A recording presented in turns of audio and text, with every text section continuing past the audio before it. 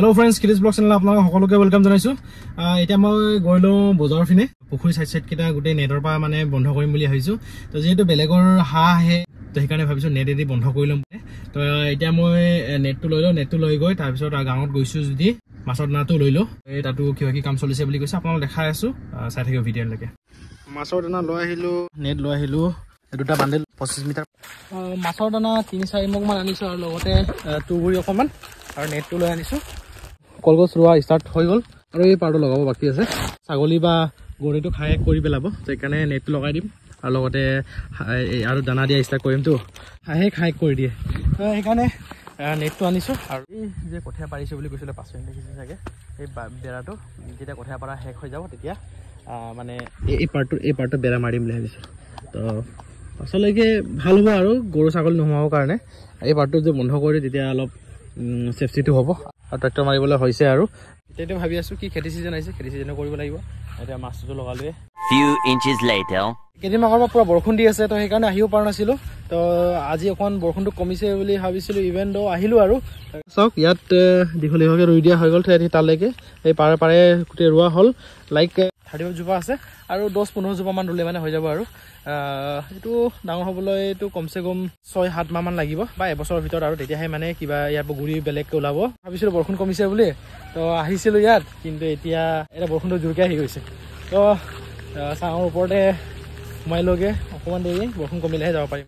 এতিয়াতো কলপুলিটো ৰোৱা হ'ল, তাৰপিছত ইয়াৰ চাইডে কিবাটো লগা বুলি ভাবিছিলো। নেটটো আনিছিলো, সেই নেটটো এতিয়ালৈকে লগা হোৱা নাই কাৰণ বৰষুণটোৰ কাৰণে মানে ৰখিবলগীয়া হৈছে। আৰু তো এতিয়া অকণমান ৰৈ ল'ম, যিহেতু আজি বতৰটো অকণমান ভাল হৈছেগৈ, তো সেইকাৰণে ট্ৰেক্টৰ মাৰিব দিছোঁ। চাওক ট্ৰেক্টৰ মাৰা ষ্টাৰ্ট হৈছেহি, যিহেতু অলপ আগতীয়াকৈ খেতিটো কৰিব দিম বুলি ভাবিছোঁ, কাৰণ পানী বেছিও হয় কমো হয় আমাৰ ইয়াত।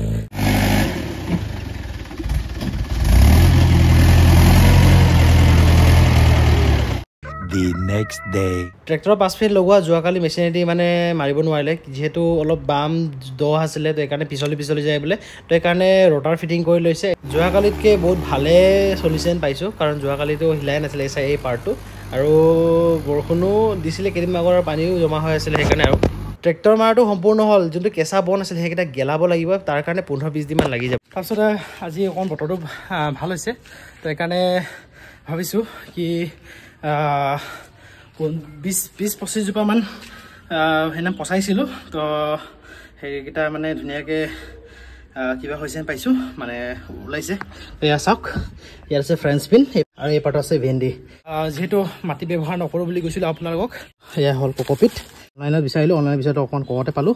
লাইক এই ব্ৰিক্সটো 5 কিলো আছে, কিলো ব্ৰিক্সটো 250 মানতে পালোঁগৈ। সেইকাৰণে অকণমান কমত পালোঁ, তো ল'লোঁ। আৰু বহুতকেইটা লোৱা আছে, ষ্টকত থোৱা আছে, আৰু যাতে মানে পাছলৈকে প্ৰয়োজন হওক বুলি, আৰু বহুত ৰুব আছে। আৰু এটা বস্তু লৈছিলোঁ সেই অনলাইনৰ পৰা, সেইটো হ'ল গ্ৰ' বেগ। তো গ্ৰ' বেগ ব্যৱহাৰ কৰিলে মানে ভাল বুলি কৈছে, যিহেতু চিমেণ্ট বস্তাৰ পৰা ব্যৱহাৰ কৰিব পাৰি, কিন্তু চিমেণ্ট বস্তাটোকেও মানে গ্ৰ' বেগটো বেছি লাষ্টিং হয়। সেইকাৰণে গ্ৰ' বেগটো আনিলোঁ। আৰু গৰমটো পৰিছে বাৰু, বেছি পৰা নাই, আজি 32 ডিগ্ৰী চেলচিয়াছ মান হৈছে। এই 5 কিলো কোকোপিটটো মানে 30-40 কেজি মান হয়গৈ বুলি কয়। চাওঁ কি হয় কি নাই। আৰু লগতে গোবৰ সাৰৰ লগত মিক্স কৰিম। গোবৰ সাৰটো কেইদিনমান আগত বৰষুণ তিতিলে ঢাকি থৈ দিছোঁ বাৰু ইভেণ্টত, তো যোনটো শুকাই সেইকেইটা লগাই দি মিক্স কৰি 10 দিন আগতে আপোনালোকক দেখাইছিলোঁ কি নেটটো লগাইছিলোঁ বুলি। তো নেটটো অলপ বনাব আছে, বাকী বেছি নাই আৰু অকণমান মিলাই এই বাটটো অলপ ওখ আহিছে, ওখটো অকণমান কাটি দিলে মানে হৈ যাব। বিৰাট মানে কি হয়, বেছি গৰম লগা নাই, কিন্তু তলৰ পৰা ওপৰলৈ উঠি আহোঁতে বেছি গৰম লাগে। এইটো লাগিলে দেই। এইটো পানীৰ ব্যৱস্থা ওপৰতে কৰি দিয়া হৈছে। ইয়াত আছে 50% কক'পিট, আৰু কিমান হ'ব আপোনালোকক দেখাম বাৰু, ফুল হ'ব কি কম হ'ব। আৰু এইটো 5-10 মিনিট মান থোৱাৰ পাছত এই ড্ৰাই হয়তো পানী পৰিলে মানে ওপৰলৈ উঠি যায়গৈ। অলপ শুকাব দিব লাগিব, শুকাব দিয়াৰ পাছত গোবৰৰ লগত মিক্স কৰি লগাই দিব লাগিব গ্ৰ' বেগত। যিহেতু এই বাল্টিনৰ পৰা নহয়, যিহেতু অকণমান ডাঙৰ বাল্টিন হ'ব লাগে, তেতিয়া ভাল হয়, তেতিয়া মানে ওলাবলৈ বা মিক্স কৰিবলৈ ভাল হয়। আধা কেজি ড্ৰাই কক'পিটত ইমান ওলালে, এয়া চাওক। তো ইয়াত ধৰক আধা কেজিত লাইক 15 কেজি মান ওলালে। আৰু তাৰপিছতে আৰু আধা কেজি আছে, তো আধা কেজি অকণমান বেছি আছে। গোবৰ সাৰটো এতিয়া মিক্স কৰি লওঁ, অলপ ড্ৰাইকেইটা ওলাই।